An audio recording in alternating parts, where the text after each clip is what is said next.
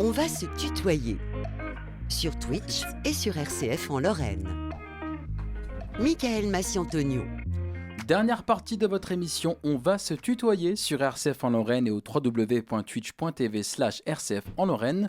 Toujours en direct avec Apolline Benoît-Gonin et Ethan Bojard pour retrouver Lucas Faure et Paul Adam de l'agence Steez, une agence créative située en plein cœur de Metz, une ville aux dynamiques multiples que vous mettez en avant et qu'on va découvrir avec une première question d'Apolline. Alors, d'abord, pourquoi avoir choisi de devenir un studio de création, notamment à Metz ? En fait, nous, avant d'être des designers, en fait, on est vraiment des passionnés de Metz avant tout, hein. C'est vrai qu'en général, la voie logique, quand on est dans ces métiers-là, que ce soit la communication, même les vôtres, quand c'est plus les médias, la voie logique, souvent, on vous dit tout se passe à Paris, tout se passe au luxe, tout se passe à l'étranger, tout se passe dans les très grandes villes. Et c'est vrai que nous, c'est une voie qui nous parlait pas trop. Ce qu'on voulait, c'était rester dans la ville de notre enfance, notre ville de cœur. On voulait rester aussi proche des gens qu'on aime. Et en fait, aussi, on se rend compte qu'il se passe des choses qui sont super cool à Metz. Il y a vraiment une dynamique multiple. D'un côté, il y a des gens qui vont dire en ce moment, c'est un peu la galère, Metz. Il y a plein de choses qui vont pas trop bien. Mais quand même, quand on regarde de plus près, enfin, nous, quand on regarde autour de nous, il y a quand même des projets qui sont super de tous les côtés. Notamment celui-là, hein. C'est super cool de mettre en avant un peu tous les beaux petits projets de Metz. Déjà, merci pour ça, bravo. Mais de rien. Merci à vous surtout. Et donc, pourquoi avoir choisi le nom Steez ? Alors Steez, c'est un nom qui nous tenait à cœur depuis longtemps. En fait, Steez, pour le coup, on l'a pas inventé. C'est un anglicisme. On en a parlé il y a pas longtemps d'ailleurs sur notre Insta, parce que c'est vrai qu'en général, personne ne sait ce que ça veut dire Steez. Et en fait, Steez, c'est plus issu de la culture skate américaine. D'accord. Et en fait, ça veut dire style with ease, donc du style avec facilité. Et en général, dans la culture skate, vous voyez, quand vous avez un skater qui va faire un grind, vous allez voir le mec et vous allez vous dire waouh, c'est vachement cool, mais il est vraiment à la cool, quoi. Il fait ça sans. Pour lui, c'est naturel, quoi. Et c'est un peu l'état d'esprit qu'on voulait vraiment retranscrire. On voulait vraiment que les gens aient pas peur avec nous, qu'ils aient vraiment confiance, qu'on peut gérer toutes les demandes et que pour nous, c'est notre quotidien, quoi, Lucas. Je sais pas si tu... Ouais, et au-delà de la définition du mot, de la frime autour de ça, c'est quand même parce qu'on a fait du skate aussi avec Paul avant, pendant des années. Donc il y a un petit passé quand même qui joue là-dedans, et c'est pour ça que j'ai laissé la main à Paul. C'est quand même lui qui a trouvé le nom à un moment où c'est vrai qu'on savait pas du tout comment faire. Et voilà. C'est vrai que ça parlait à tout le monde de toute façon au studio, ce nom-là, parce qu'au studio on est 4. D'ailleurs, vous êtes 2 pour nous présenter Steez, mais qui sont les autres membres ? Alors, je vais commencer par Cécilia, parce que Cécilia, c'est un peu c'est la touche féminine à l'agence, où en fait, Cécilia, elle est directrice artistique en design graphique. Donc, nous, c'est vachement bien, parce que sinon, on est 3 mecs, donc c'est quand même vachement bien d'avoir une touche féminine à l'agence. Un regard féminin, quand même. Ouais, bien sûr. Enfin, voilà, on va pas genrer les émotions, tout genrer, mais c'est vrai que ça apporte quand même vachement de nuances, ça apporte aussi une touche différente, même dans les rendez-vous clients. Il y a des clients qui vont être beaucoup plus à l'aise avec une femme qu'avec un homme aussi. Ça existe aussi. Et du coup, sa spécialité, c'est beaucoup plus les supports imprimés. Donc, elle est vraiment sensible au joli papier. C'est vrai qu'aujourd'hui, on a tendance à aller vraiment vers les écrans, mais c'est vrai qu'il y a quand même toujours quelque chose de beaucoup plus mémorable dans les supports papier. Et pour le coup, c'est vraiment son cœur de spécialité. Et elle est également vachement passionnée par tout ce qui concerne les identités. Donc voilà, les logos, voilà. Et puis je vais te laisser présenter Yanis. Yes, pour Yanis, c'est simple. En fait, c'est le photographe, c'est le baroudeur de la team. Il vit à Paname. Et en fait, Paris, du coup. Il a une vie exceptionnelle, je trouve, parce qu'il s'est lancé dans la photo comme ça avec Paul, tous les deux. Et il a voyagé ces 5 dernières années, Séoul, le Japon et d'autres. Tu m'excuseras, Yanis, je me souviens pas de tout. Des destinations qui font rêver. En fait, ce qui est vraiment top dans cette équipe de 4, c'est qu'au début, on était vraiment tous les deux avec Paul, puis Yanis est arrivé très vite, Cécilia après. Et au début, en fait, avec Paul, on s'est très vite rendu compte qu'on pouvait pas couvrir tous les champs du design. Et c'est vrai qu'avec Cécilia, qui gère très bien l'édition, au-delà de son point de vue féminin, elle fait tellement bien les choses aussi. Yanis, qui est ultra chaud en photo, Paul, qui est directeur artistique également, qui gère plein d'autres choses, comme la stratégie, au-delà de l'édition, et moi qui fais du design, plus de l'architecture. En fait, on a une équipe qui se complète de ouf. Et c'est un peu là où on voulait en venir également, c'est qu'on est capable de gérer un champ très large du design. Aujourd'hui à Metz, c'est quelque chose d'assez rare. On a essayé de vraiment s'inspirer du modèle des agences parisiennes. En Et fait. du coup, Stis, qu'est-ce que c'est exactement? C'est une association, une start-up, un business? Alors, de l'extérieur, c'est une agence, tout simplement, où Mhm. en fait, globalement, un client va venir, il va avoir un beau projet, on va essayer de le comprendre au mieux. Et nous, après, notre mission, ça va être de le valoriser, parfois aussi de le co-construire quand ça part du stade zéro. Et en fait, ensuite, nous, ce qu'on propose, c'est vraiment. On est dans un monde où les points de contact sont multipliés. Là où il y a quelques années, globalement, il y avait le logo, le print. Maintenant, c'est vrai qu'il y a Internet qui a vraiment, Mhm. on va dire, complexifié la chose. Où en C'est fait, sûr. vous commencez sur les réseaux. Après, il va peut-être y avoir du print. Il va peut-être y avoir aussi, quand c'est une boutique, on en parlera peut-être après avec le retail, où ça va vraiment être beaucoup plus axé dans la réalité. Et il faut faire le pont en fait entre tous ces points de contact. Et c'est pour ça aussi qu'on n'était pas assez deux aussi. C'est qu'il y a vraiment, il faut réussir à avoir une cohérence dans tout ce qu'on fait. Et c'est un peu ce point de vue du design global. Ça s'appelle. C'est pas un mot qui parle vraiment, mais c'est le vrai terme, c'est ça. C'est du design global où en fait, on commence par une identité. Ensuite, il faut la retranscrire sur d'autres supports et notamment parfois les magasins. Ok. On va avancer dans les questions parce que là, vous avez sorti le terme retail. C'est quoi exactement le retail? Eh bien, pour faire simple, on va dire que c'est de l'architecture qui est appliquée au commerce. C'est une discipline qui existe depuis plusieurs dizaines d'années, enfin 30 ans. C'est presque exclusif à Paris, en fait. Il y a très peu de villes hors de Paris qui font ça. C'est un service assez complexe. En fait, il y a vraiment deux grandes catégories de retail. Le mass market, que vous connaissez tous, les supermarchés, quand vous allez Oui. faire vos courses, tout ça, c'est du retail. Les têtes de gondole, comment est-ce que les produits sont mis en scène pour que vous puissiez acheter telle marque plutôt qu'une autre.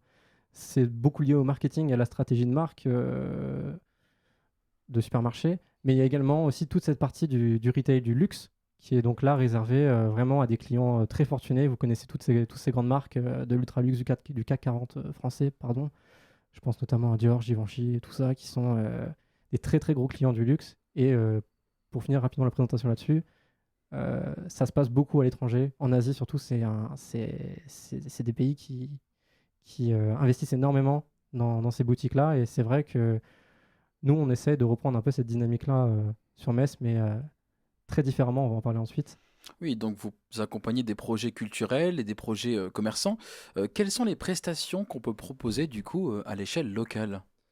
En fait, nous, c'est les constats au début qui nous intéressaient, où effectivement, quand on parle du centre-ville, aujourd'hui, on a un petit peu peur du centre-ville, notamment si aujourd'hui vous allez rue Serpe, il y a une paire de cellules qui sont fermées. Rue Serpenoise, oui. Ouais, exactement. Et puis malheureusement, la plupart des cellules qui ouvrent, ça va être des banques, ça va être des opérateurs.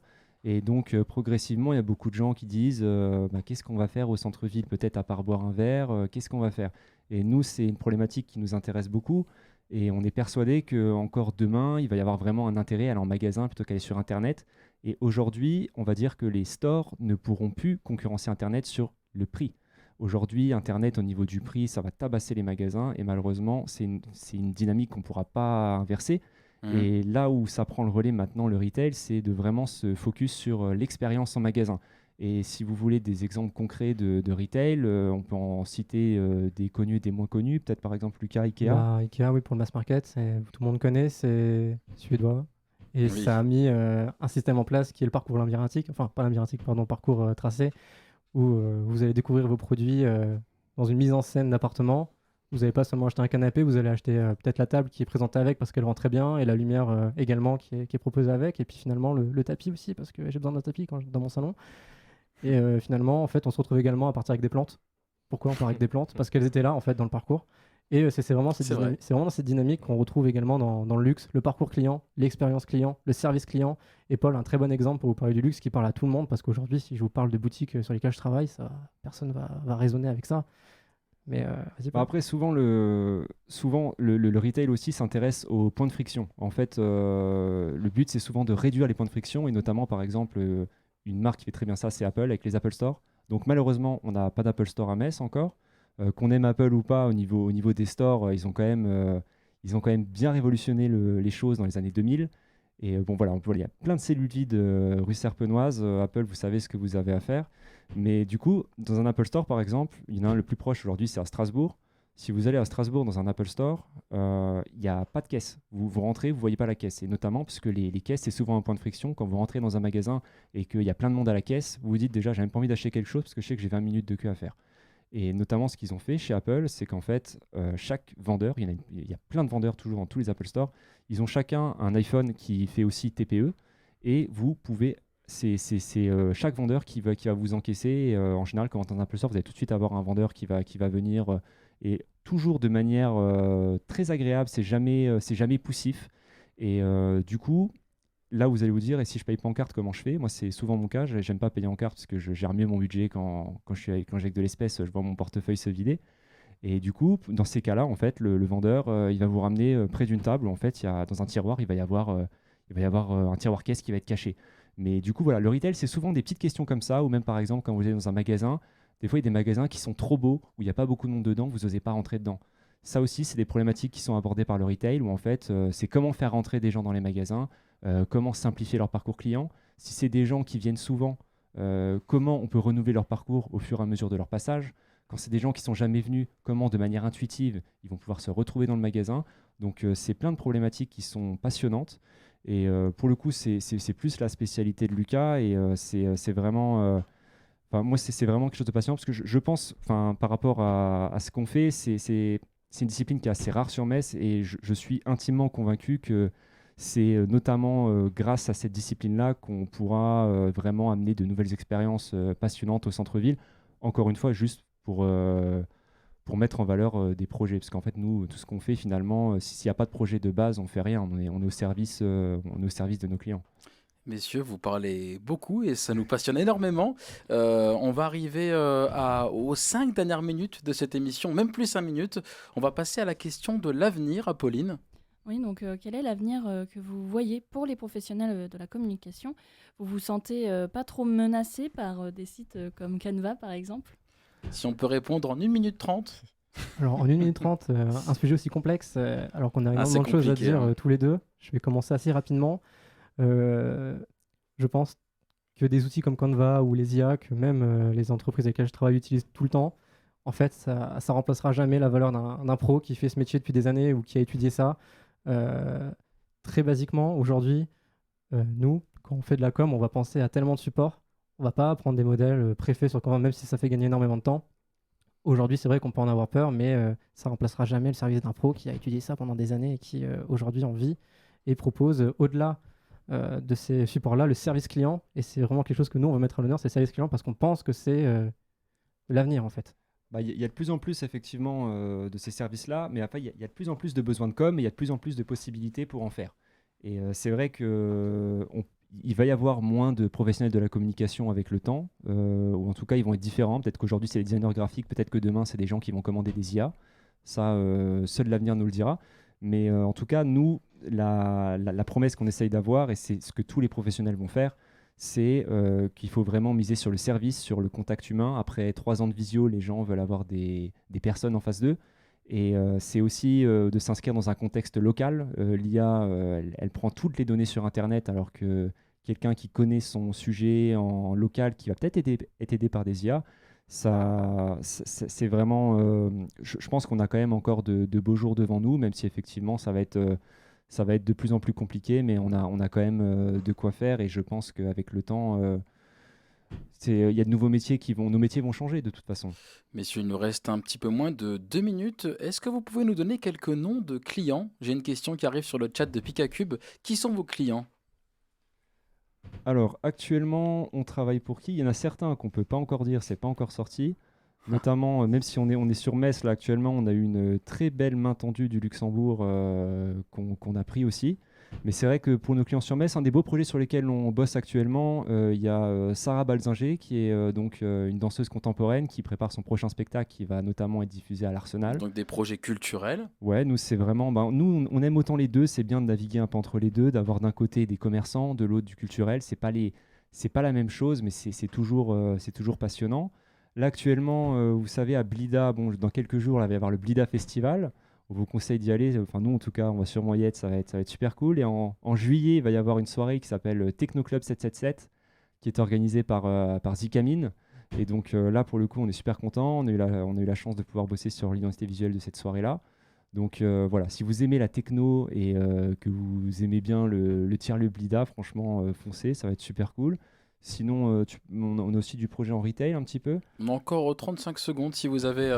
En projet sur Metz, on a un showroom pour un enseigniste qui devrait bientôt ouvrir. Sinon, moi en retail, c'est principalement pour le moment de la sous-traitance avec Paris. Donc je bosse pour principalement du Dior, des marques de haute parfumerie, parfum de Marly notamment, des trucs très niches qui sont pas très connus, mais qui pèsent assez, Givenchy, Guerlain, ce genre de choses. Voilà. Mais c'est de la sous-traitance, c'est de la sous-traitance. On arrive déjà à la fin de cette émission et on a eu un joli sujet d'ailleurs d'Apolline Benoît-Gonin qui parle du Blida Festival que je vous invite à retrouver sur rcf.fr. Et messieurs, on va déjà devoir se quitter pour cette soirée. En tout cas, merci à vous. Merci à toi, merci à tous. Merci beaucoup. Et je remercie Tristan Mezzaros, toujours fidèle à la technique vidéo. On peut voir sa main comme d'habitude sur Twitch.